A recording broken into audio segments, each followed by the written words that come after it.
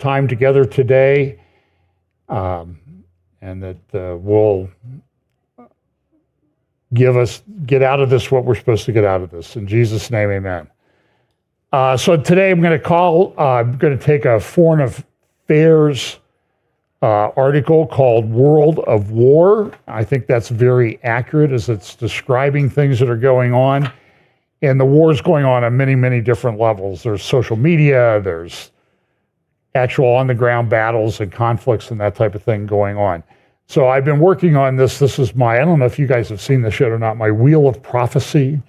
So Sunday I'm just going to get up here, and I'm tempted when I go to speak at a conference to just take the Wheel of Prophecy for a spin and start speaking on where it ever ends. And by the way, that took a long time to do that.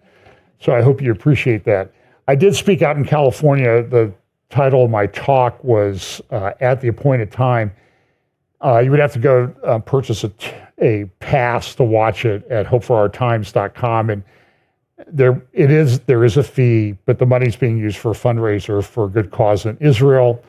I also spoke at Calvary Chapel of Harbor. We did an update on election night.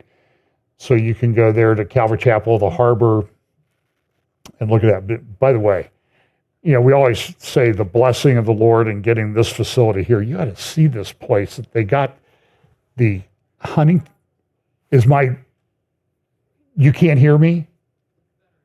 Okay. They got the Huntington Beach Yacht Club. And so they got a beach and this kitchen like you wouldn't believe, and all this room and everything. It's a great place, but just fantastic people there and everything. So I'm going to dispense with a lot of scripture readings and stuff like today, because I think you're understand there's a context to everything that I talk about. So I will make references to things in Daniel, to things in Revelation, like Revelation 13, Mark of the Beast technology, and that type of thing that I think's coming. I have a lot of things that I want to talk about.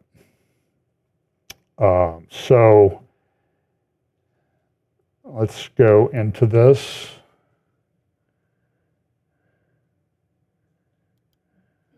So let me see. Okay. By the way, I'm never going to get through everything here today, because you're probably paying attention. I haven't been here for 2 weeks, and there were some things that happened in the last 2 weeks. But I think these are significant, because I think they're sort of a cultural indicator as to where we are on God's timeline. So here's just some news of things that I think people are going to try to change some of these things.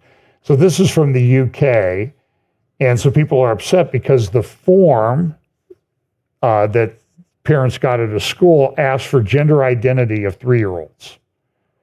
So what does your 3-year-old identify as? Well, if I remember when I was 3-year-old, I identified as Batman or Superman. I had a nephew, he was Prince Valiant, but that's crazy. Now, it's interesting, markets foiled transgender ideology. And what happened was, if you didn't like what they were doing, you just didn't spend money on it. And it really undermined some of this going on. But there are institutions that are raking in tens of millions of dollars continuing to do this.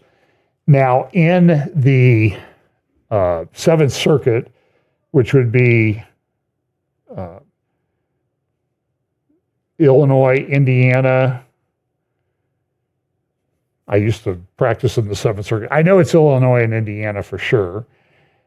There was a Court of Appeals case. Indiana enacted a law that says you can't do transgender surgeries. You can't recommend them to minors. That was attacked in court.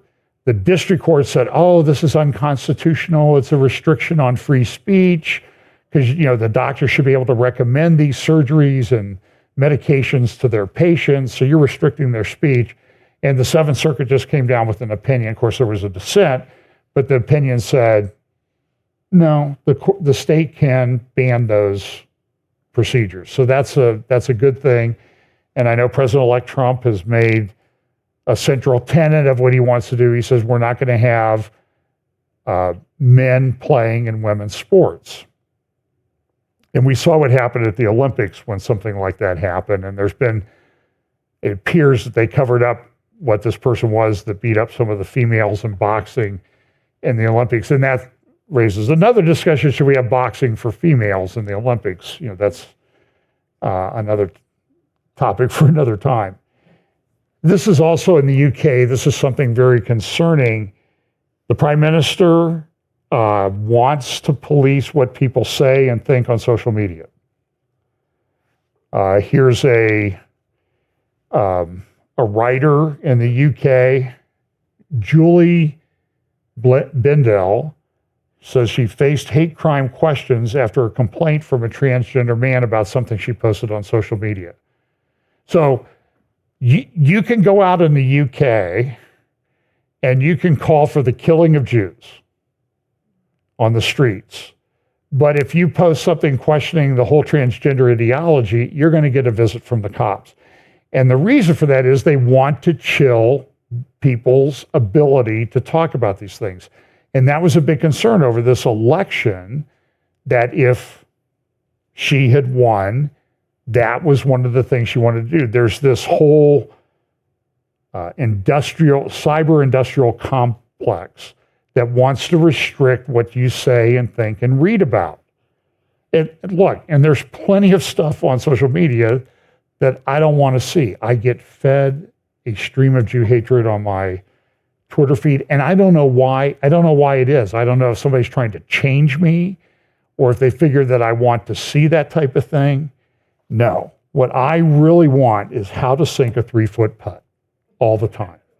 I mean, if I could get that, I would, well, actually a 10-foot putt, I would be happy. So Trump won.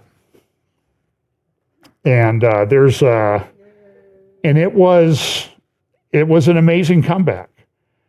I went back and looked at some of the things from 2016.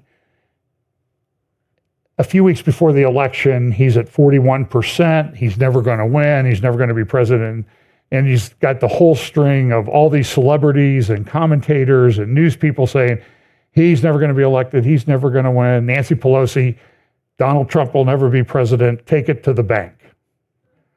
So she turned out to be wrong. Even foreign things, and so now the question is what's going to happen. So just a couple things about the election. I know that this is not that relevant to people outside the U.S., but we're still at least considered to be a superpower and influential in the world. And so the map flipped, 312 to 226. And you see the sort of the dark red states. Those were the battleground states. And Trump won all of the battleground states. And he flipped them from the last election. And it was funny, on election night, I was in California, and they're acting like Kamala has 25, electoral votes or something, when California is going to go completely red. So this is what the counties look like in the United States. It does appear that the vast majority of the land mass of the United States is red. Even those counties along the Nevada border, they flipped, a lot of them flipped from blue to red. So it's clear that metropolitan areas on the coast and in the middle of the country are where, look, a lot of people live there, and so they got a lot of votes. But this is why the people who created our Constitution created the Electoral College, because they didn't want the cities, the population centers, to control who would be president. And that's why they set up the Senate with 2 senators from each state. So we finally got rid of Sherrod Brown. So this is kind of some here in Ohio. How long had he been in? 18 years or 12 years? I think it was 18. That would be about 18 years too long. And it's interesting. I haven't heard any speculation on who DeWine is going to appoint for the first couple of years of J.D. Vance, the next 2 years of J.D. Vance's term before they have a special election. We'll see. So these are the electoral votes. And then look at the vote totals. This was kind of interesting. Trump, this is with 98% of the votes in, so this is from a day or two ago, got over 76 million votes. First time a Republican had ever done that in history. Won the popular vote. Kamala Harris at 73 million. If you compare that to 2020, you see that, so Kamala Harris got let's call it 74 million. Joe Biden got 81 million. So I'm just giving you the numbers, okay? Trump got 74 million back in, that's where he actually increased. And somebody asked, where did all those Democratic voters go? And one of the suggestions at the Prophetic conference was maybe they were raptured. They seem to have disappeared. So I could pray to you a compendium. So I want this, and I apologize if there's bad language. I don't think there's any bad language here, but here's a lady talking about she's going out to get champagne to celebrate Kamala Harris on Election Day. This is funny. Okay, so we're closing in on almost 5 p.m. Eastern time, and I've been tracking everything that's been going on across the country today. And my most important encounter was when I went out to get my champagne. I was talking to the guy in the store, of course, asking him, did he vote? And he said he did early voting, and he asked me if I early voted. And he asked me, why I was getting the champagne. And I said, because I'm going to be toasting Madam President tonight. And he just looked at me with kind of like a smirk on his face. And I said, she's going to win this, right? And he says, oh, well, it's very, very close. And I said, no, it's not. He says, well, what do you mean? I said, no, it's not. The women of America are making their voices heard. Reproductive rights is what it all comes down to. And the women are voting in numbers relative to men that are unbelievable. She's won this. And I said to him, she's going to take every one of the swing states plus Iowa. And he said, oh, but the numbers are so close. I said, I'm a political analyst. I'm telling you right now, the numbers are there. She's taking this election. And then I said to him, you realize, and he didn't tell me who he voted for, but of course I knew. And I said, you do realize you wasted your vote, right? And I didn't care. I walked out with my bottle of champagne and happily walked home. Well, I hope it was the Trump brand of champagne. Bye-bye. Somebody sold her. She's deleted her Twitter account or X account. But fortunately, the beauty of social media is that things that people say can be preserved for posterity. So these are the swing states. Trump won all of them. That it was an amazing thing. This is a little hard to see, but I've got to blow up here in just a second. So these are the shift in counties and municipalities and that type of thing. So what do you see there? You see a sea of red arrows. The red arrows are all pointing to the right. And the bigger the arrow, the bigger the thing. And so this is kind of interesting. So this is New York. And so the bigger the arrow, the more the swing. So you see here in areas in Connecticut, New York City, big swings towards the Republicans. And there's a big article in the New York Times today about, boy, there's on the beginning of that slide, it says, New York City is grappling with a new political reality. And so there's a whole bunch of things that are still in play. You still have the New York City case where Trump was convicted of 34 felonies. I looked at the Court of Appeals hearing on that. The attorneys representing the state of New York in that case, by the end of the argument, they could see the way the judges were going. The judges were like, this is ridiculous. Who was hurt? He paid back all the loans. The banks wanted to loan to him. Where's the harm to the public? And by the end of the hearing, the last part of the hearing, they didn't really try to support their case. They were essentially pleading with the court, please don't sanction us when you dismiss this thing. So that thing might get dismissed. The Senate flipped to the Republicans also. It's interesting. There's still one case in play. And this is the Washington Post opinion. Democrats thumb their nose at the rule of law in Pennsylvania. There's things have changed a little bit in America. CNN's fired a bunch of people. The guy that runs the Los Angeles Times, very liberal, left-leaning guy, comes out and says, we're going to be hiring some conservative people for our editorial page. Because they know, look, President-elect Trump, is very transactional. He wants to make a deal. He also has a memory about certain people, and and a lot of people are concerned. Well, why would he come in and use the justice system as a weapon? He's been going through this for 8 years.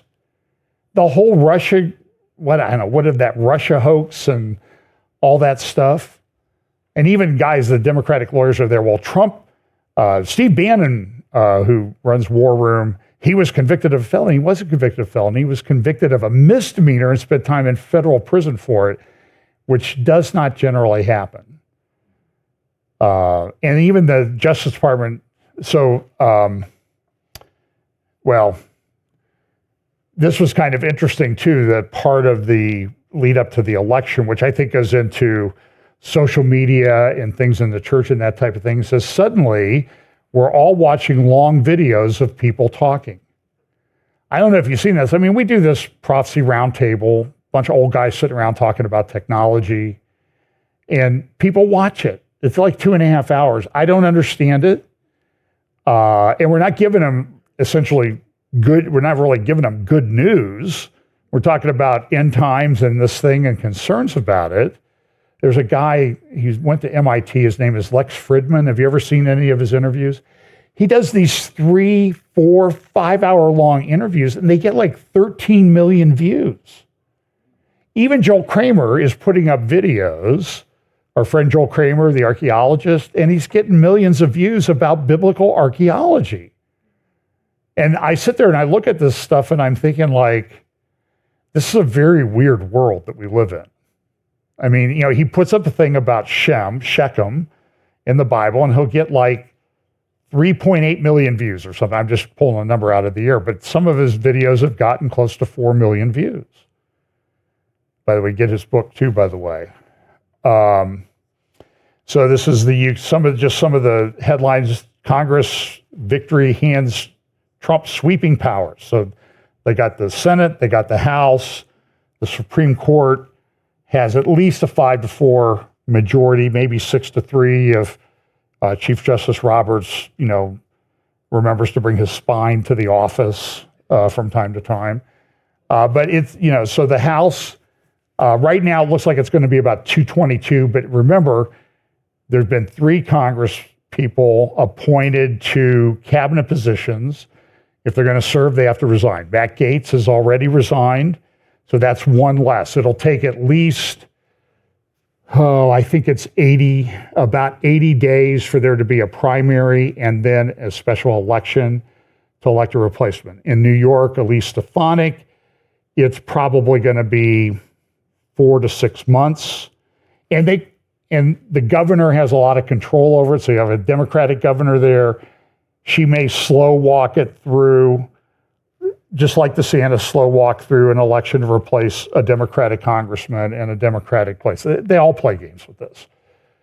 So the cabinet picks have been kind of a mix, and I think it's pretty clear to say the only place that people agree is that everybody's a little bit unhappy in some respects.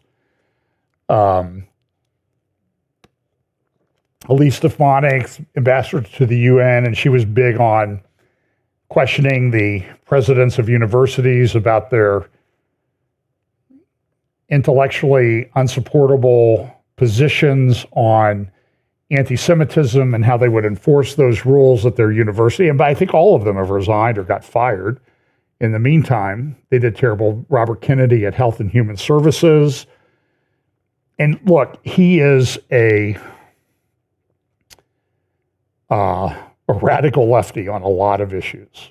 So I've got concerns about that. Tulsi Gabbard, Department of National Intelligence. She is, I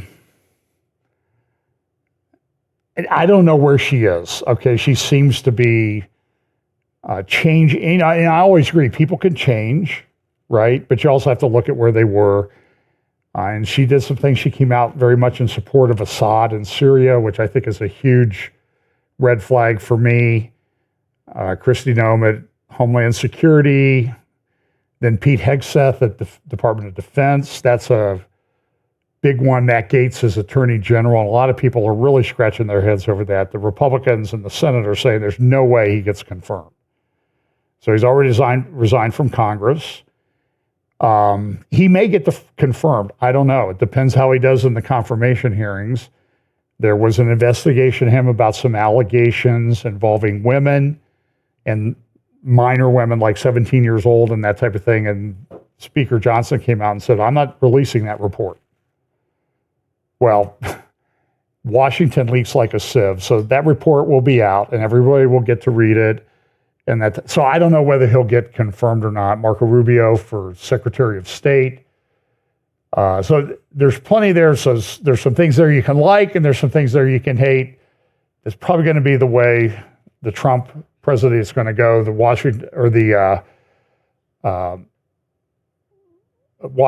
Wall Street Journal said this: it's shock and awe. Trump seems to operate from the theory that chaos is good.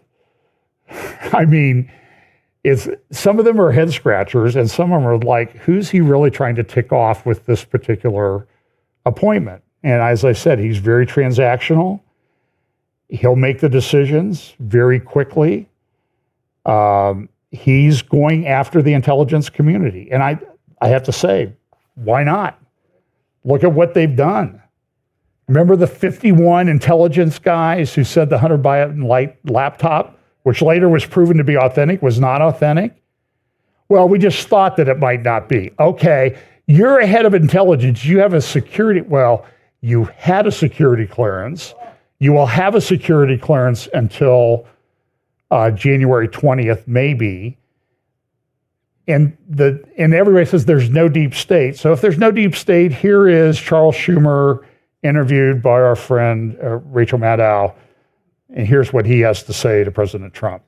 But he's taking these shots, this antagonism, this taunting to the intelligence community. You take on the intelligence community, they have 6 ways from Sunday at getting back at you. So even for a practical, supposedly hard-nosed businessman, he's being really dumb to do this. What do you think the intelligence community would do if they were motivated? I don't know, but from what I am told, they are very upset with how he has treated them and talked about them. And we need the intelligence community. We don't know what's going on. Look at the Russian hacking. That was a hoax, right? Wasn't that proven to be a hoax about 18 ways, and he still believes it? So, Schumer, lawyer up. So here's Matt Gaetz. Here is the documents case. Jack Smith prosecuting Trump for mishandling classified documents. That case is going away. And Trump came out and said, he's fired 2 seconds after I'm sworn in. So now Jack Smith is saying he's gone to the Court of Appeal saying, please don't issue a decision in the case. And then he says he's going to likely quit before the inauguration. And I'm saying, good riddance. The case was ridiculous. It's been dismissed. It's not going to go anywhere. So the only one that really I think is still out, well, there's the Georgia case. I just don't think with the Supreme Court ruling on immunity that one's going to go anywhere. But, people pled guilty in that case and they lost their licenses to practice law. John Eastman still doesn't have his license to practice law restored. There's been a lot of injustice that happened. And then this is a judge who was supposed to try some J6 people. And he says, I hear they're going to be pardoned. So I'm not going to put anybody on trial. And that was Rudolph Contreras said that. And look, there might be some people there that were convicted. I just think if I was in charge, and I'm not in charge, I'd just pardon them all. That would be certainly day one process. And the people who were convicted of praying outside abortion clinics, I can almost guarantee you those are all going to be pardoned, including like 75-year-old grandmothers that are sitting in federal prison for 4 years, 6 years, or even 30-year-olds. They have little kids at home. They're in prison for years. And all these people on MSNBC and stuff, I don't understand why people are so upset with what do you mean? What are you talking about? And so there's a lot of people who, it must be allergies or something. My nose is itching like crazy today. So here's Pete Hegseth, Fox News. And look, he's a mixed bag. You know, his personal life is not, he got 7 kids, a couple ex-wives, a current wife, and he's got tattoos. One's a Jerusalem cross. And that tattoo, which is sort of a Crusader era, a lot of people tie it to Freemasonry and that type of thing. And the answer is, I don't know on this. Okay, I don't know if he's a Freemason. He might just have got the tattoo when he was in the military because he thought it was a cool tattoo. I know he has Jesus in Hebrew, Yeshua in Hebrew on his arm. And our friend Brian Schrager, he was interviewing him in Bethlehem about the battle for Bethlehem. He did a thing on Fox News about that, pretty good. And he went and got a tattoo in Bethlehem. Got his name Jesus, and so you're not going to find anybody perfect. But when he was going to go with the Michigan National Guard to the Capitol for the inauguration things back in 2020, he served in the National Guard.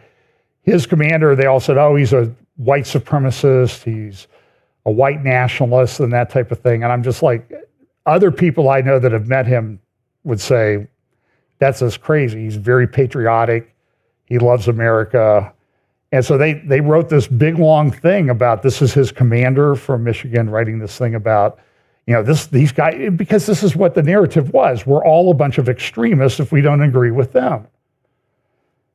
So hopefully that'll be over. Natalie Winters tweeted this, and this is something to be concerned about. Biden's national security advisor, Ann Neuberger, is trying to burrow in to go from a political appointee to civil servant to lead the internal resistance against the incoming Trump administration. This goes back to a Washington Times article about how hundreds of people in the Obama administration got changed from political appointees to job-protected jobs where you can't fire somebody very easily. You really got to work at it because they have a lot of protections. So that was back in 2020 that article appeared, or I'm sorry, back in 2017 or 18 that article appeared. So Robert Kennedy at HHS, Musk and Vivek Ramaswamy are heading up a thing called DOGE, Department of Governmental Efficiency. DOG, and then, of course, when we did the technology roundtable, says, well, somebody reversed that. What do you have? EGOD, E-God. So, and I've got concerns about Musk, and this is Financial Times saying Musk wealth to hit new heights as deals fire up SpaceX and XAI. And that's true. Then you got all these women running around shaving their heads and saying they're going to cut off their husbands or their boyfriends. And somebody else said, well, thanks for self-identifying yourself so they don't waste time asking you out.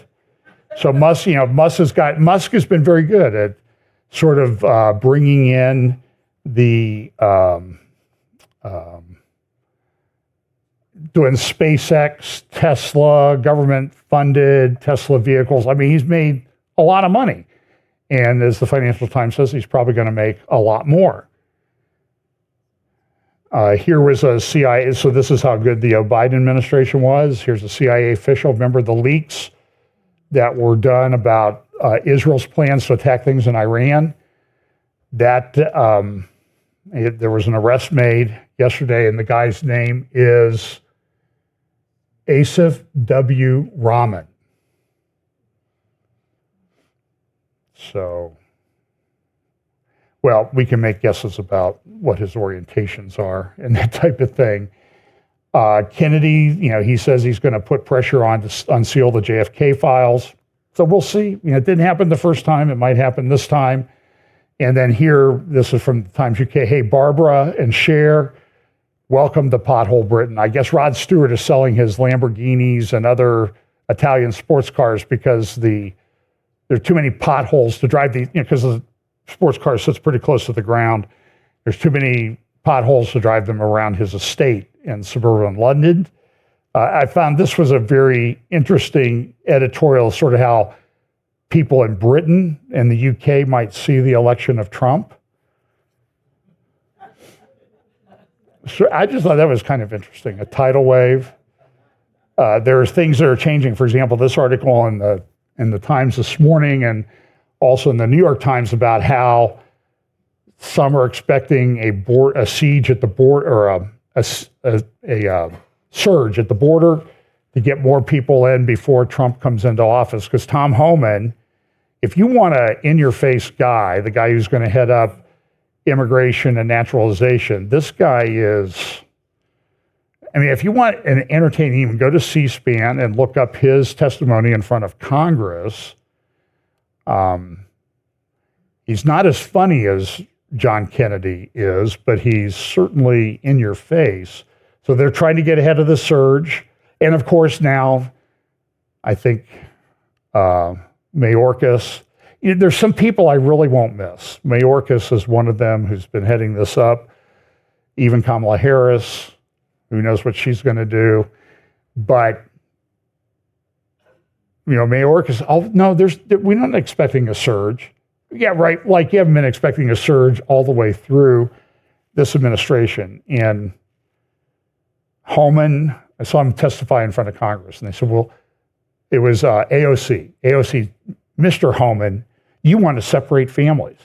He goes, lady, when they arrest a guy, they separate. When they arrest a guy for drunk driving, they separate families and take him to jail.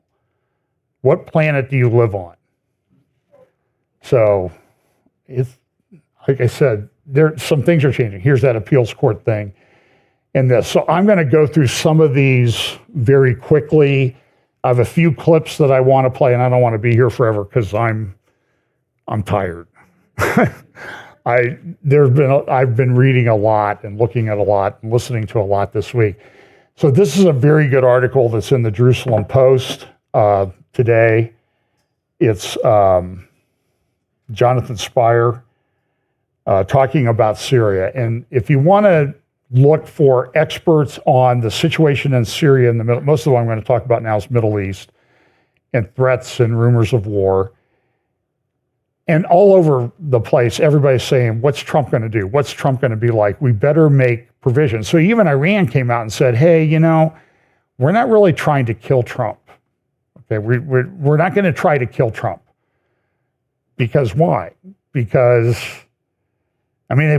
the Ayatollah put up a video a few years back, if you remember, of a robotic assassination attempt on the Trump golf course. By the way, the same golf course, and I believe the same hole he was playing when they arrested somebody recently who was plotting another assassination attempt on Trump. So it's not like Iran hasn't done this and they deserve to be watched. So now they're saying, no, we just joking, just kidding around, ha ha ha. We're not going to try to do that. I don't think it's going to make a difference to President Trump. But anyway, so just listen a little bit to this article from Jonathan Spire. And Jonathan spent a lot of time on the ground in the Syrian civil war. The Syrian civil war started back in 2011. It's hard to believe it's been going on for now approaching 14 years. Hundreds of thousands of people have died. Millions of people have left. Millions of immigrants from Syria into Europe. Whole neighborhoods, Sunni neighborhoods for the most part, including Palestinian refugee camps in Syria, have been completely leveled. As one of the security guys, General, I think his name was Breedlove, testified in front of Congress years ago, and he said, listen, it appears that the plan for somebody was to get these people uncomfortable enough that they had to get on the road and move someplace else. And didn't they? I mean, Europe has a major problem. So during this whole period of time, Jonathan Spire spent a lot of time in Syria. He wrote a book on it called, I think it was called After the Fall. Excellent book. But if you want an expert on him, find Jonathan Spire's writings and read them. He says this, with Israeli forces in daily action in Gaza and South Lebanon and intermittent drone and missile attacks continuing from Iraq and Yemen, one front in the regional conflict currently underway has tended to be ignored, Syria. Yet the available evidence shows that Israeli strikes against Lebanese Hezbollah and Iranian targets in Syria have increased significantly over the last 2 months. And it's one of these things that kind of goes a little bit unnoticed unless you're looking. The individuals targeted in Syria have included veteran and prominent leaders and operatives of the Iran-led regional axis. At the same time, reports in regional media have appeared in recent weeks portraying Syrian President Bashar Assad as a weak link in the Iranian-led war effort. These reports suggest that the Syrian leader is trying to distance himself from his Iranian ally and move closer to moderate Arab states. Some Israeli Syria watchers concur with this assessment. Now, how successful he's going to be is this. Syria is really, as Jonathan Spire notes, is really divided into several parts. The green area, that's controlled by U.S. forces. There are these little gray areas that might be ISIS, still controlling certain areas within Syria. The yellow area, that's the Syrian Defense Forces that are opposed to Assad. The pink area is where Assad's in charge, kind of in charge. He's really beholden a lot to Russia for his power. And then the grayish area and the green areas along the Syrian border, those are Kurdish and Turkey-controlled areas. So Turkey's conducted over 1,000 bombing runs into northern Syria over the past few months. Past couple of months. Nobody really talks about that. So there's a lot of tension between Erdogan of Turkey, who is Sunni, and Assad, who is probably Alawite, which is kind of a version of Shiite, which is the Iranian majority version of Islam. And so the Shiites and the Sunnis don't get along unless they're going against Israel, and we'll see that in just a moment. So, Assad brought Russia in about almost 10 years ago now. They came in because Russia wanted a military air base and a naval base in the area. Because Russia's kind of landlocked, the Black Sea has to get through that narrow Bosporus and the Dardanelles, and it's very easy for them to get jammed up in the Black Sea. And there's a bunch of other people who have interest in the Black Sea. Russia's Navy is in large respects constrained, and they're having a problem with the Ukrainians. So this is a big issue, and Russia's there. I've heard that Russia might have 5,000 people there, mostly Wagner groups, but Wagner mercenaries that come from Chechnya or Africa. And I remember there was a meeting that Putin came to a meeting, this must have been about 6 years ago. And he's walking up to the podium, everybody's welcoming him, and Assad starts to walk up with him. And I don't know, have you ever seen this video? The Russian guy sort of grabs Assad's arm and says, no, this is for Putin. You're just a prop in this little play here.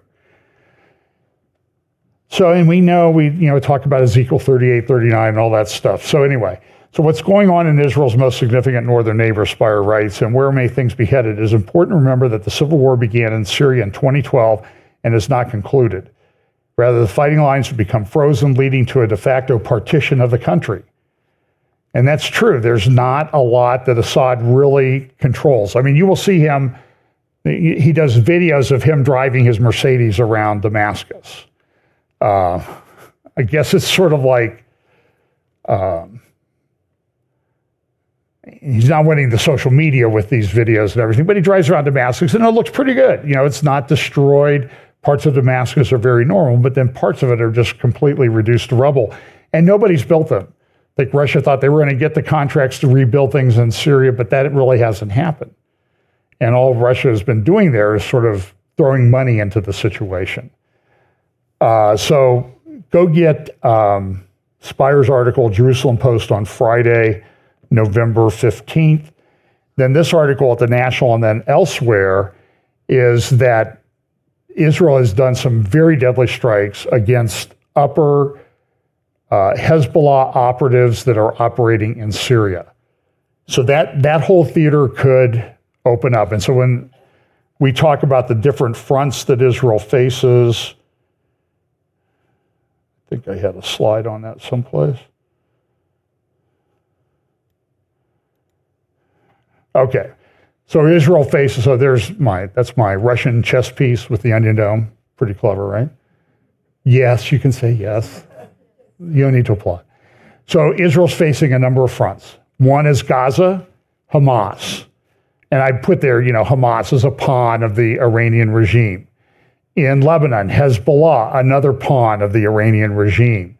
In Syria, there's Hezbollah and other Hezbollah-type militias that are controlled by Iran. Then in Iraq, you have Shiite-related militias. They've been launching rockets and missiles into the U.S. bases there. Then, of course, you have Iran. Then you have the Houthis down there in the Gulf. And the Houthis, by the way, the Houthis are a pawn of the Iranians. The Houthis don't make any of these missiles, rockets, drones, or anything that they're shooting at ships in the Red Sea. They get all of those from Iran. They don't have any manufacturing facilities. And then we'll talk a little bit more about this in what we call Judea and Samaria, the West Bank. That's starting to heat up. And then I would say there's an eighth front, and that's social media. If you watch the social media thing, the anti-Israel, anti-Jew stuff is just absolutely off the charts.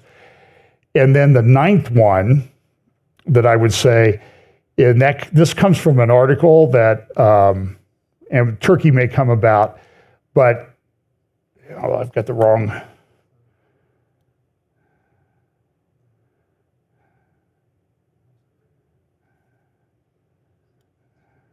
Here it is. So this article, this is an Akhbar newspaper, and essentially what it says is, look, Israel is co-opting the archaeological history to prove that Jews lived there when we all know it was Arabs. Even though the Arabs didn't really exist at the time, the Palestinians were never really referred to as Palestinians. Well, people were referred to as Palestinians before 1964. They were Jews. The Palestinians were a made-up fiction created by the KGB in 1964. And so things that have been shown to be in Israel, like this Tel Dan stela that says it talks about the House of David, and even the New Yorker had a big article on this back in 2020. So what they're doing is they're trying to change the narrative. In 1993, an Israeli archaeologist working the Syrian border found a fragment of basalt from the 9th century BC with an Aramaic description that mentioned the House of David, the first known reference to one of the Bible's foundational figures. He may also be the only one that we can prove existed. So you go to Tel Dan today, this is where the golden cat, there's no doubt that this is the place. This is what happened. So that's a ninth front that they're facing, and I think I had maybe a 10th front, which would be, I guess I would call it the diplomatic front that everybody's on. So let's go back to, in Israel, they fired the defense chief, hired a new one, Israel Katz. Gallant was fired by Netanyahu. And he came in and said, listen, we're not going to stop our fight. Again, they've attacked in Syria against Hezbollah and other Shiite Iranian-backed operatives. This is a picture of, there's a place called Live UA Map. And it has like all the different conflict zones. It's got Ukraine and Syria and Israel and Gaza. So this is showing what's going on with Hezbollah. Some of those blue areas are areas where the IDF has actually operated. The area that they've really taken control of is the darker area, the sort of dark, what color, purple color. Other areas up here, north of Mount Hermon and the Golan Heights, they've told people to evacuate from there. This is sort of an example. This is an IDF video and graphics prepared to show what the IDF is facing when they go into these cities in Lebanon. And that's not the right one. Well, anyway, if you see these videos, they show the tunnel structure, the facilities, and that type of thing. Israel's losing soldiers. I think Israel's now lost just under 800 IDF soldiers in Gaza and in the north. Since they started the Lebanon operation officially at the end of September, they've lost 40 soldiers. I think they lost about 10 this week. And that's tough. I have friends who have sons who've been up there, fought, came back, rested for a week or two, and have gone back to the north, causing tremendous disruption within Israeli society. These people are losing jobs. Marriages are breaking up over it. I saw a lady that I follow on Twitter. She said, I'm off Twitter for a few days. My hero is home. And then she was saying, pray for us because he's gone back and we're devastated and we won't stop crying till he comes back. And so this is true. And but this will give you, so Israel's doing a good job against Hezbollah, but it's coming at a cost. So this is a graphic down here in the lower left-hand corner that represents the Israeli IDF soldiers that have been killed in the north. This is Hezbollah. This is since September 29th. So you can see on the right, so you can see there's like 2,500 Hezbollah fighters. They keep firing rockets. Everybody gets upset. This is you see somebody said there was a warning issued. This is how they get the videos. Don't go to this building. So what do people do? It's the modern day of sort of selfies and videos. So they go out and they film. See the bomb coming in that one picture? This is from the Wall Street Journal. See the bomb coming in and then the explosion. There's a little bit of a close-up. So this is IF is striking in Beirut. I want to show that video. Hang on a second here.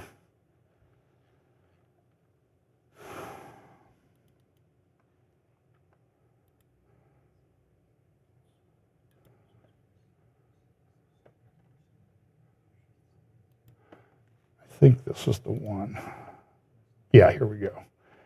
So this is what the IDF is facing in Lebanon. This is a very good graphic, about a minute long, to show you how these villages, like right along the border, there you see Metula, the Lebanese village, and then I'll go in and we'll show you how the tunnel structure is embedded underneath all those buildings. And by the way, all this stuff is available on Google Maps and Mapbox and all these different sites. So they have weapons storage, they have armed vehicles, jeeps, small artillery tanks, they have launchers. And what they're finding is that almost every home in southern Lebanon has been tied to Hezbollah in some fashion. They store missile launchers, store missiles, and sometimes very much like Hamas did in children's bedrooms. And so you can see there's all these tunnels and everything underneath. Those all have to be destroyed. 6 soldiers were killed the other day when they went into a Hezbollah home and they were ambushed and 6 were killed. And then there was a commander in the Golani Brigade that's working up there. They got that. So this is a big problem for Israel. They're striking Beirut. Now, go back to, remember, it's funny because Israel attacks Iran, and Iran says, we're coming after you, we'll be launched. And then So everybody in Israel's on pins and needles for a week, 2 weeks, 3 weeks, and nothing happens. Then there'll be an attack by Iran. Then Israel will respond. And it might take a week or two to select the targets and that type of thing. So back in late October, Israel did, in response to the Iranian attack, which was October 1st or 2nd, 180 ballistic missiles. Late October, Israel responds. Amazing operation. Talked about it. 100 fighter jets fly there, several tankers. They go all the way there. They go up across Syria. They take out air defense installations all the way. And they're taking out these Russian-built air defense installations. And they just seem to operate without any problem. I saw an interview with an IDF soldier, a fighter jet pilot, and he said, yeah, I'm kind of hoping they would engage with us. I was prepared for a fight, but they never did. There was a site called Parchen that was attacked. Now, nobody knew what Parchen was. It's now come out in Axios and some other places that Parchen was a nuclear-related facility. They were making rocket fuel or missiles that could launch nuclear weapons. They were also doing nuclear research there. And remember, the Biden administration came out and said, now, Israel, you can respond a little bit. You should just take the win. Nothing happened. Just take the win and don't do anything. Israel says, no, we have to send a message. Okay, Israel, but don't you dare attack any of the nuclear sites, because there's some kind of affinity with the Biden administration people about Iranian nuclear sites. So Israel attacks this one in Parchet, which is kind of interesting. I think that and another site, they were secret nuclear sites. So Israel attacks them. Iran can't come out and say, hey, you attacked our nuclear site because it's secret. And the Biden administration can't come out and say, hey, you attacked the nuclear site. No, it's secret. So Israel does this. They get the win, and they attack a nuclear site. And my understanding is with what they've done in that attack is they've taken out a lot of facilities that would be related to missile production. And they've really set the program back for a while. Now, listen, Iran will rebuild, but it was an active top secret nuclear weapons research facility in Parchin that was taken back. And it was an important site that they took out. And Barak Ravid, who I don't know what he's going to do now that he's not going to be, I'm pretty sure he won't be referred to, he will lose his unofficial title as White House stenographer when Trump takes office on January 20th. I guess he's going to have to go get a regular job and not have stuff fed to him all the time. There's an interesting article by Seth Frantzman, interviewed him a little over a week ago, said Hezbollah-led Iran axis spreads missile range lies. Maybe their missiles aren't as good as they say they are. That's a possibility. Russia's also made claims about its hypersonic missiles. Some people are questioning that. I would not be too quick to just dismiss what Russia claims about their missiles, but let's look for proof in the pudding. Gaza, they're rolling up things in Gaza. They're taking this in the center. There's sort of a light blue area. That's the Netzarim corridor. They've built a base there along the ocean. And but all these kibbutzim along the border in the yellow area, they've all still evacuated. So there's 60, 70,000 people that don't live there. So you add that to the 80,000 in the north, you got 150,000 people in Israel that are displaced. They're internal refugees. Some of the people put up, there's been a big push. I quoted Foreign Affairs in the title slide. I'll also talk about them in just a moment. They have a lot of articles. One of the articles they put up, because they're globalist, technocratic oriented, they're going to put up articles that we probably wouldn't agree with, we don't like. So one of the articles on their website right now is called the Axis of Resilience. Israel, don't you get too confident about what you're doing, because you're not killing the ideology. Now, One response to that is, we'll kill the ideology when we get all the ideologues dead. That's sort of the goal. And if you don't, what you're going to do? So the article, Axis of Resilience, I wanted to play for you. This is about a 6-minute clip. This is David Weinberg. He's a security analyst in the Middle East, in Israel, Jewish, a lawyer. We love that about, people. And so he was on the IDS, the Israeli Defense and Security Forum, briefing the other day, talking about his view of resilience. What does Israel really need to do? And I thought this was a pretty good summary. Here we go. Let's go back a decade. Back in 2013, the IDF Chief of Staff promulgated a multi-year plan for the Israeli military called Te'uzah, which means prowess or fearlessness. And the plan accepted a significant decrease in overall funding to the IDF and shifted priorities away from the ground forces in favor of Air Force and cyber capabilities, intelligence, special forces operations, and standoff precision fire. And this amounted to an almost 25% cut in the ground forces over that decade. The IDF Chief of Staff at the time was Benny Gantz. He accepted the relative weakness of the maneuvering capabilities of the Israeli armed forces for the foreseeable future, based on the understanding that the IDF would not have to conduct large-scale maneuvers in enemy territory. Obviously, Gantz and his predecessors and successors, I'm talking about the chiefs of staff like Mofaz, Chalutz, Ya'alon, Ashkenazi, Eisenkot, and Kochavi, all of whom were party to this grand conceptual error to one degree or another. They were dead wrong. It's today quite clear that Israel has to and will have to fight several wars in enemy-held territory over the coming decade. I don't have to explain to you the situation in Gaza or the situation in Lebanon or the situation that we're now facing with regarding Iran. But it's quite clear that the IDF needs to grow significantly. That means, first of all, that Israel needs to develop its own resilience in 4 main areas. Number one, defense systems. That's development and manufacturing, including munitions.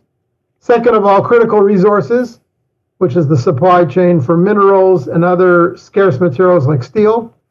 Third of all, national security technologies, including AI, homeland and cybersecurity, quantum computing, and space technologies. And fourth of all, perhaps most complex of all, is social cohesion, which means better integrating Arabs, Druze, Bedouin citizens, and Haredi Jews into the national economy and national defense frameworks.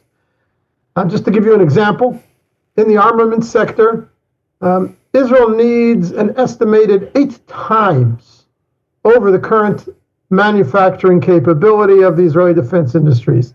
Israel needs to produce every year 10,000 surveillance and attack drones, at least 200 artillery guns, that's known as the Thunder Maker self-propelled artillery gun, 100 armored personnel carriers, it's called the Namer, and 50 main battle tanks every year. It also needs to manufacture its own artillery shells and precision-guided missiles for the Air Force in insane numbers. And this is especially true since Israel faces increasing restrictions on the use of U.S.-supplied weaponry, and also because there's a global shortage of such ammunition.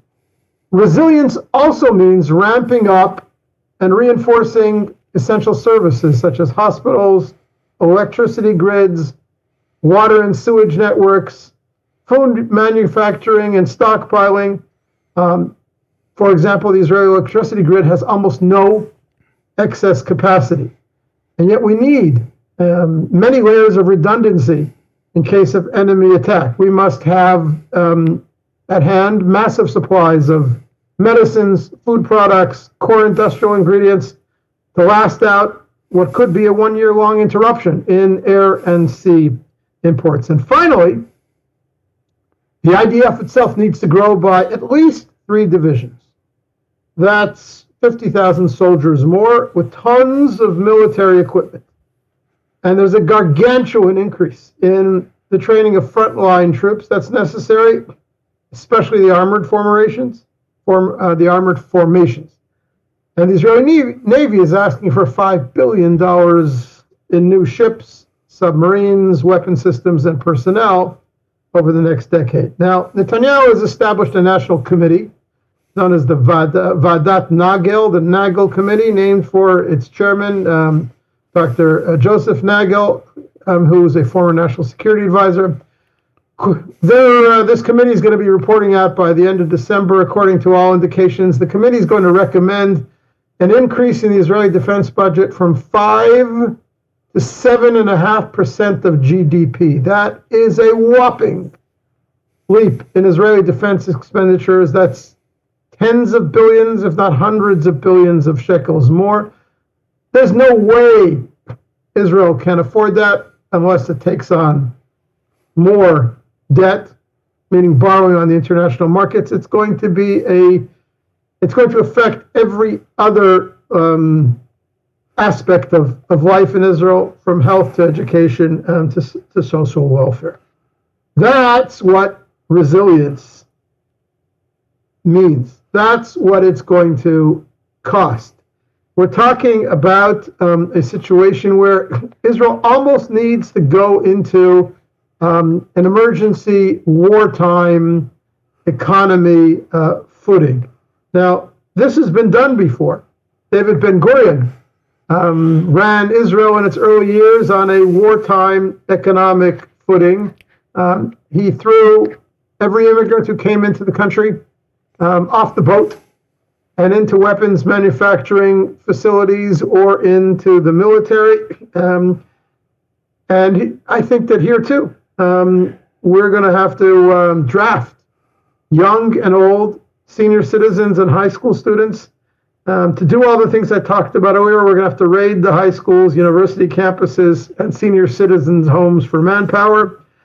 We're going to have to press the Israeli public, young and old, of all hues and stripes, into industrial and emergency service. I think that the public instinctively understands that we're at an inflection point, and there are sacrifices that will yet need to be made, not only on the battlefield but on the home front, as I just described, to guarantee the country's very existence. And I believe the public, young and old, is ready for that. It's yearning, it's even screaming for national leadership that will motivate it to participate in this escalating national war effort, despite the severity of the costs involved. And I'm not talking about the magnificent civil society initiatives that have been launched by so many people over the last year to support soldiers and their family. All of that is super important.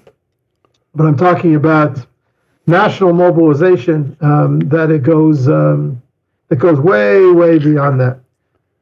We all know Winston Churchill's famous speech back in 1940, when he girded the public of the United Kingdom for an arduous path ahead, before he drafted every single Briton into war service of one type or another. He told the public that we have an ordeal ahead of us, what he called of the most grievous kind, and I have nothing, he said, to offer but blood, toil, tears, and sweat. It is victory at all costs, said Churchill. Despite all terror, victory, however long and hard the road may be, for without victory, there is no survival. End quote. I think that Israelis hanker for such leadership today. The emergency mobilization of society and economy, as I've described it here, is certainly necessary, and I think Israelis will be up to the task. So he talked elsewhere about, for example, steel. We know that China is buying up steel all over the place because they're trying to upgrade their society, even though their population is starting to go into rather serious decline, or will go into decline over the next, let's say, 100 years. And by the way, when I say 100 years or 75 years, that doesn't mean I think everything's going to take that long to play out. I'm just saying is these are the projections. These are real things. I'll talk a little bit about some of that in just a moment.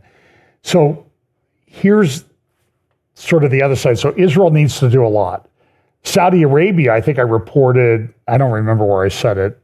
Saudi Arabia is picking up 20% of the world's steel right now because they're building all these big projects, that Mukab, working on NEOM, even though they're backing off on NEOM a little bit, or maybe a lot, but because reality kind of has a way of like, hey, that costs money to build.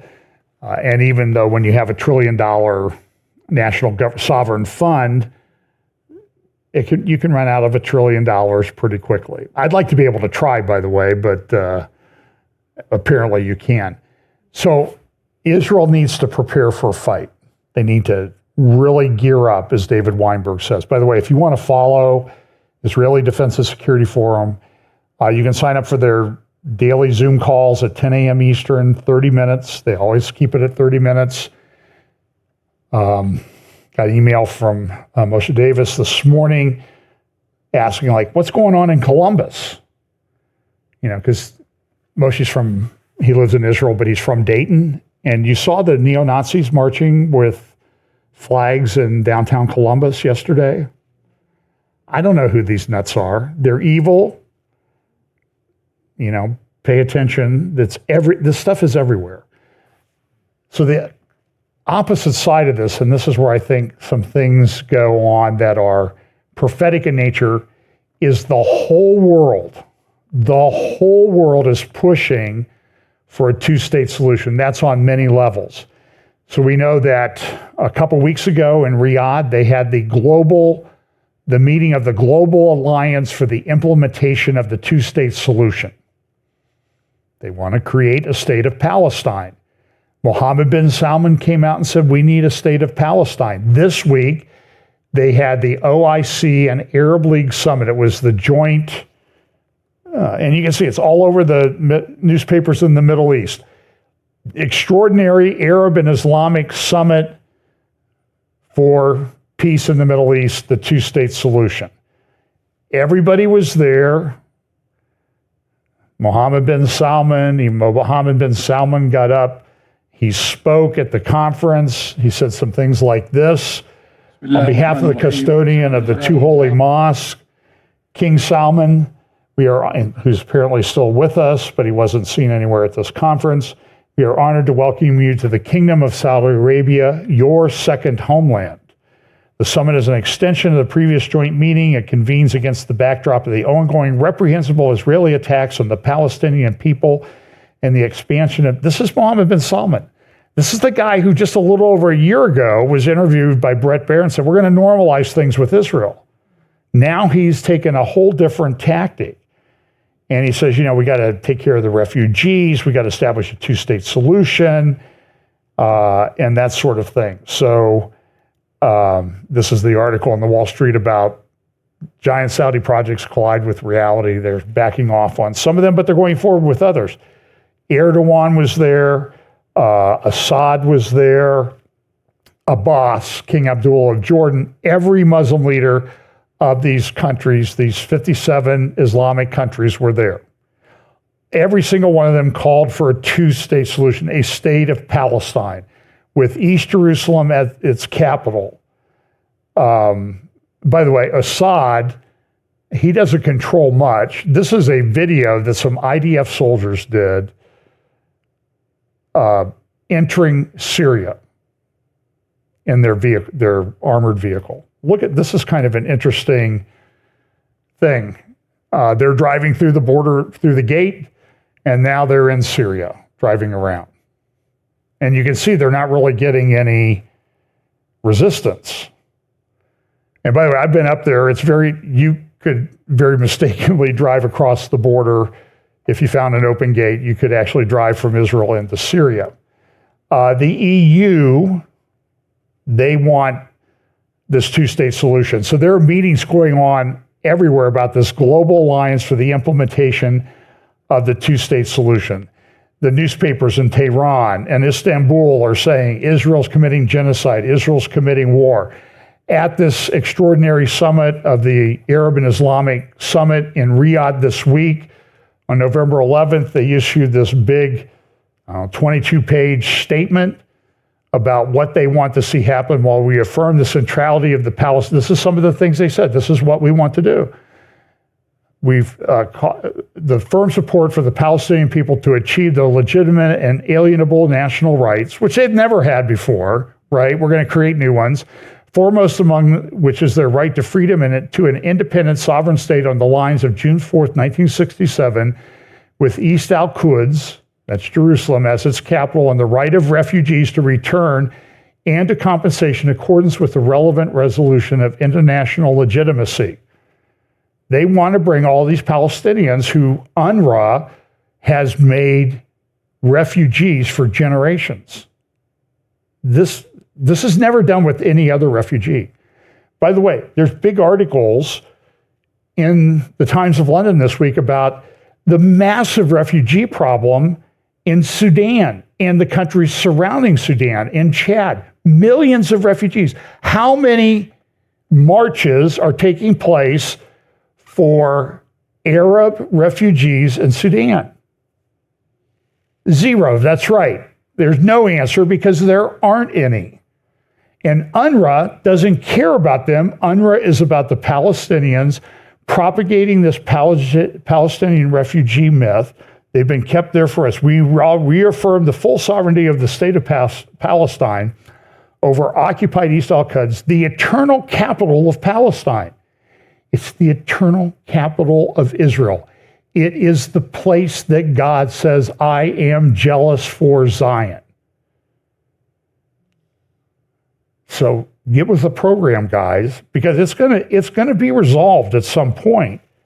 Look at this. This is point 5, to call on the international community to fully implement the advisory opinion of the International Court of Justice dated July 19th, 2024, towards ending the Israeli occupation. By the way, do you know what is happening to the guy who brought those charges at the International Court of Justice? He's under sex abuse allegations. By the way, the committee that's investigating him appears to be at least have a member or headed up by his wife. That's a pretty good gig, if you can get it. And by the way, when he was told that he was being investigated for sex abuse allegations, you know what his first comment was? Are the allegations being made by a man or a woman? Now, you can do the math on that one, okay? So this is the push, everybody. And so, by the way, his charges came out just as right after he was told about these sex abuse allegations. Do you think he's trying to deflect things? These things are nonsense. Go look up Natasha Hausdorff. She deals with them in many videos, and she's a lawyer too, and we love that about her. Aside from, I was going to say aside from that, she's a lawyer and smart, but then I'm being redundant, right? So now the Muslims are upset because Trump's pointing people to his cabinet that are pro-Israel. Mike Huckabee is the appointed ambassador to Israel. The hostage family said, we can't wait till Trump takes office. We got to bring these hostages home now. And I think Trump's going to follow through on what he said. You have our hostages, Iran, Hamas. They better not be there when I take office on January 20th. Now, I actually think he's going to probably do something about that. And then there is this guy who seems to always keep turning up. He's now an unofficial advisor to the president on the Middle East, Jared Kushner. He was at the victory speech in Palm Beach the other day. He's close to Mohammed bin Salman. I also hear he's almost soon will be, if not is already a billionaire himself. And now they're saying that they're going to, CNN reported this, and now they're saying, well, he's going to, something's going to happen to make a big win, foreign policy win for Trump after he takes office. Will it be some kind of peace deal, more countries doing normalization? I don't know. There's a lot of things going on in the background that we don't know about. And so when we talk about all these things in the covenant, 70th week, I don't know that it's going to be a public thing. But we're seeing this stuff go on in the background with him. And I think you need to pay very close attention to him. In fact, the Jerusalem Post had an editorial Monday that said this: "Come back, Jared. We need you."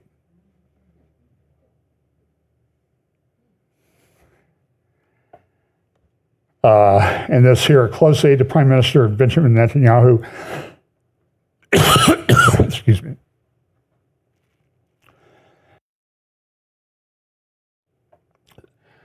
told Donald Trump and Jared Kushner this week that Israel's rushing, that's Ron Dermer who did this, to advance a ceasefire deal in Lebanon, according to 3 current and former Israeli officials briefed on the meeting with the aim of delivering an early foreign policy win to the president-elect.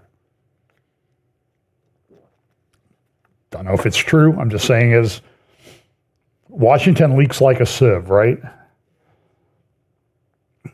Just wait. The sieve's going to be flowing the other way in a few weeks, I think. Trump plans to bankrupt Iran with maximum pressure.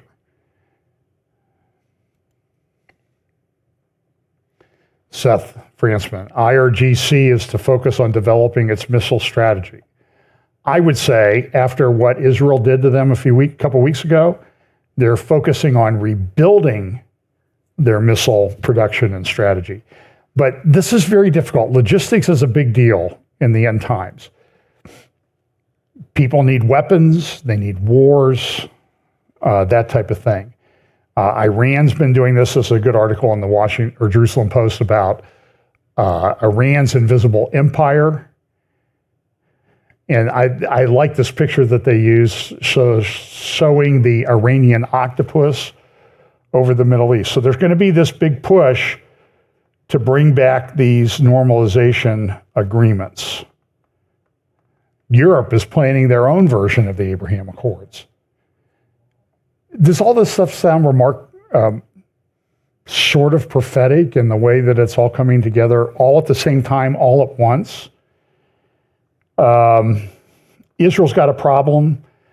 The area of Judea, Samaria, also called the West Bank, everybody's pushing for that.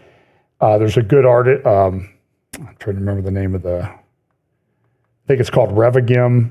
They've got a big article in the Jerusalem Post magazine this week about how the security buffer in the area of Judea and Samaria is not very good. So people there are very concerned to live in the settlements. And Mike Huckabee has said Israel should be able to build all the settlements they want in that area. But it's not so this is part of the new American agenda. Marco Rubio said the same thing, Mike Huckabee, and this is a problem. And even Al Akbar newspaper has a couple big 2-page spread about settlements and what that means, and Trump is pushing settlements because they know what's going on. Couple articles you should read.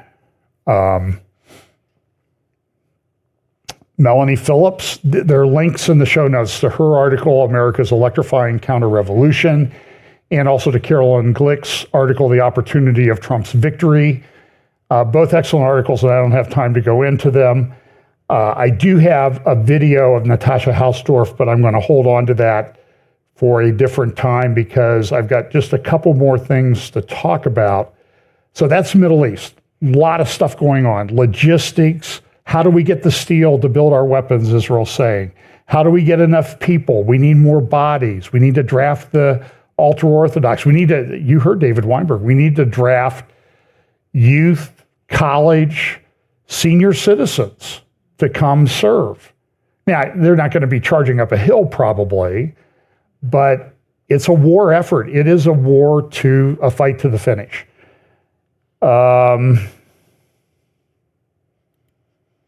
This is that Nazi symbols marching through downtown Columbus. These people are everywhere. This is AI. Powerful AI breakthrough is about to transform the world, and there's some developments going on in there with chip power and the way they program the chips and what chips are able to do. How transformative it is, I do not know. This is a 1-minute clip from 60 Minutes with a guy who programmed, he did a program. It's called Alter Ego. So he can sit and think up Google searches and get the results and never hit a keyboard. Listen to this, Scott Pellick. Hang on a second here.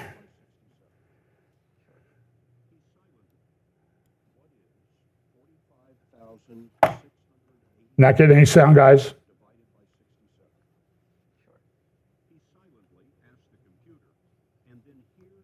Okay, well, it's a very interesting, you can find the video on Twitter or on YouTube.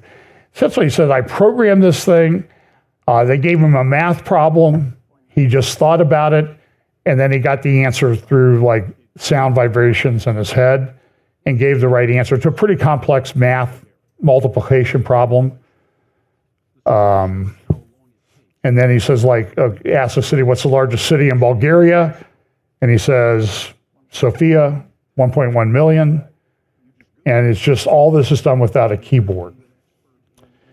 So Azerbaijan hosted the COP29 meeting this week. Here was the president of Azerbaijan, which is an oil country, very oil rich in the Caspian Sea, an oil and gas transit point, and he spoke as the host, and this is what he had to say.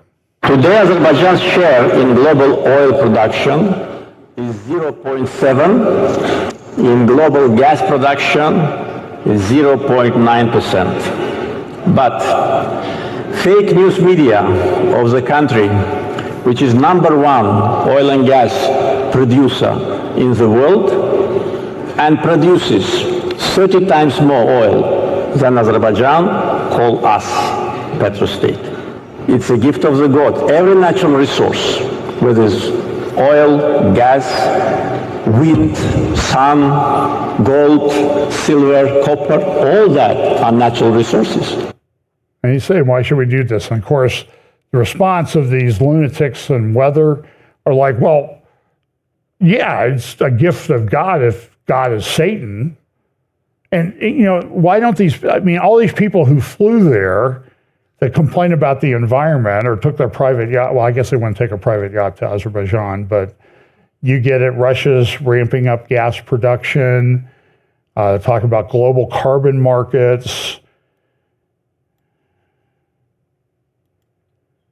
And this is kind of interesting. So in India, they came and said, we've got a green solution. You need to burn your trash. Now, we had that here, remember in Columbus area where they had that trash burning power plant? How did that work out? What happened? It was putting out a lot of toxic gases. Guess what? It's fouling the environment in India.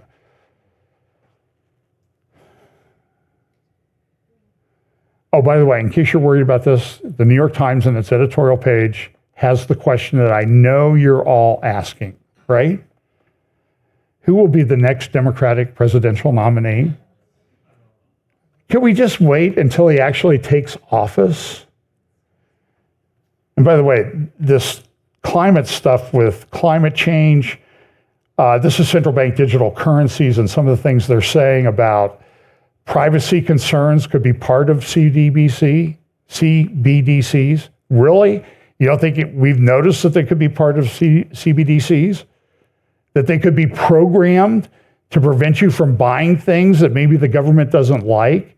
Really? We didn't know that? We've known that all along. It says central banks thus need to strike, this is from the International Monetary Fund, central banks thus need to strike a balance between CBDC data use and privacy protection.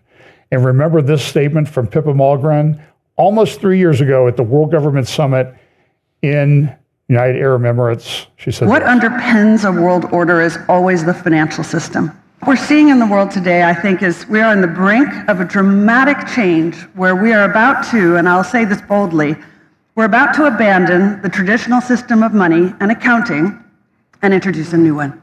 And the new one, the new accounting, is what we call blockchain. It means digital. It means having a almost perfect record of every single transaction that happens in the economy, which will give us far greater clarity over what's going on. It also raises huge dangers in terms of the balance of power between states and citizens. In my opinion, we're going to need a digital constitution of human rights if we're going to have digital money. But also, this new money will be sovereign in nature. Most people think that digital money is crypto and private, but what I see are superpowers introducing digital currency, the Chinese. Okay, so 3 years ago almost, February, it'll be 3 years when she said that. How many of you read the new digital constitutional Bill of Rights? Oh, you haven't because it doesn't exist. The International Monetary Fund says, well, we need to strike a balance. And they put out this big slick report, but there's no constitutional digital Bill of Rights in there. It seems like it never, it's a lot of fluff to talk about it, but nobody ever gets around to it. And this has Mark of the Beast technology and stuff written all over it, particularly when you look at an article like this from the Financial Times about genetic data is worth more than warm spit. And there's all these companies that have your genetic data and they're going out of business. And what's going to happen to all these databases of people's DNA and that type of thing? Who's going to get access to that? And we're talking millions and millions of people.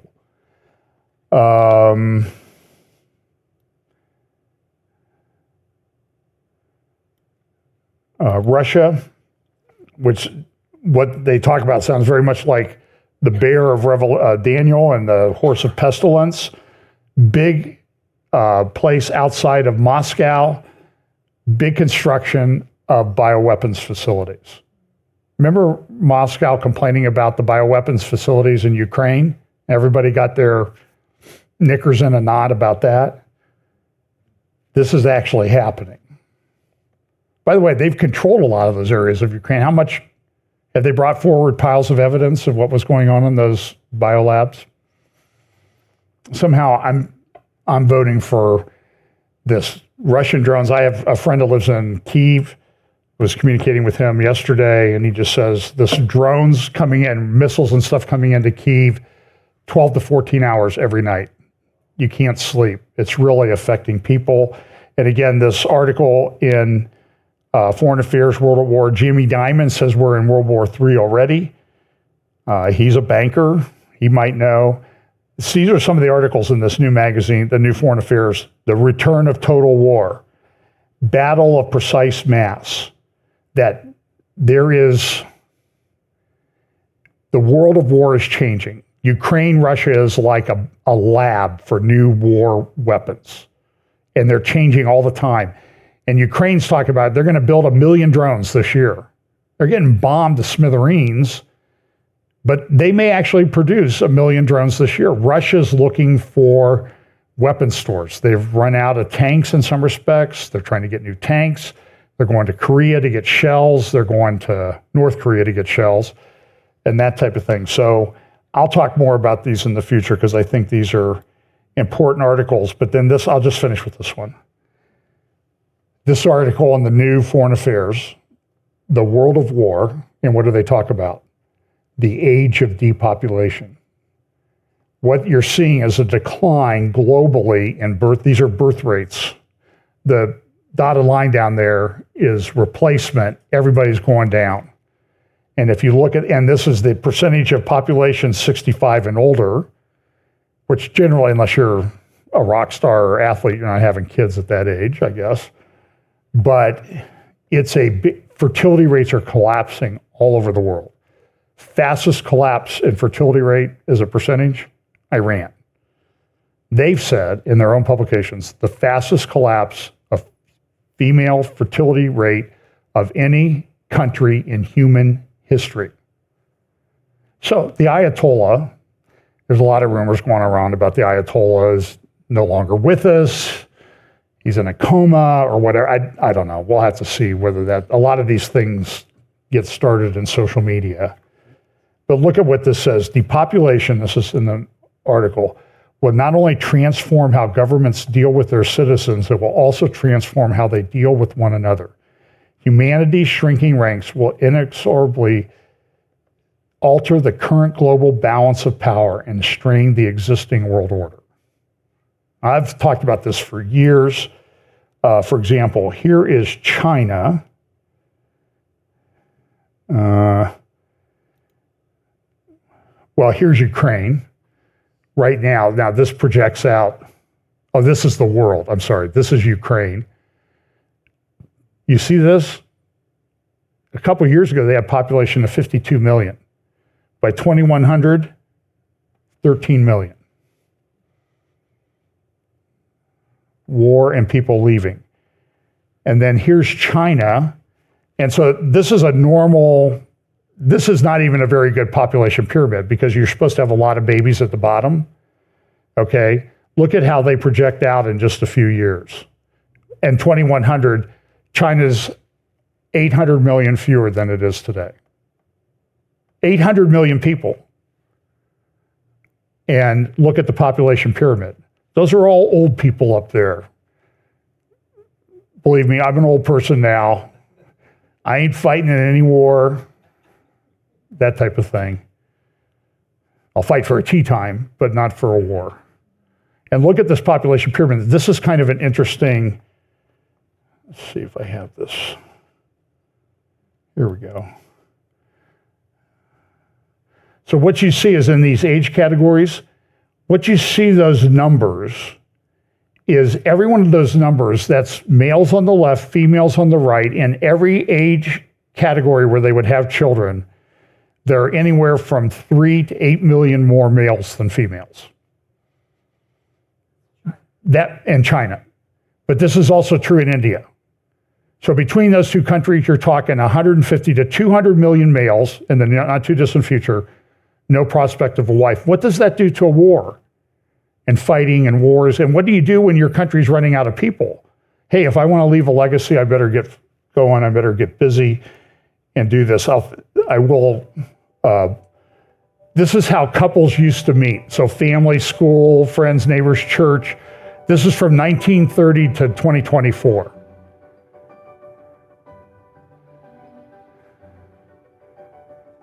This is kind of an there's a guy named James Eagle on LinkedIn that has a lot of these different charts and graphs. This is only 1 minute long.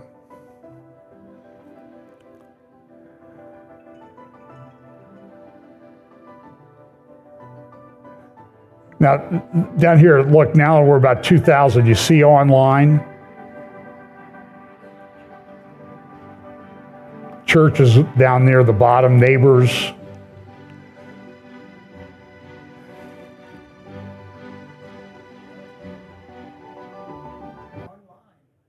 Yep. So if you fell asleep 10 years ago and you woke up now, you might think the world had changed, and you would be right. It's changed massively, and I'm telling you, acceleration is only going to increase. So listen, we know the Lord's going to come back. It just seems like there's a lot of different lines that are happening right now. Yeah, a bar or restaurant is almost 2.5 times what a church is. I don't know. I don't think this is going to work very well. Okay, let's pray. Lord, thanks for your word. Thanks for telling us the things to watch out for. Pray that you'll always help us to be sober-minded, at peace, encouraged that we know how this thing works out, and just pray that you will help us to take advantage of opportunities to share the gospel. Bless us this week in Jesus' name. Amen. Thank you.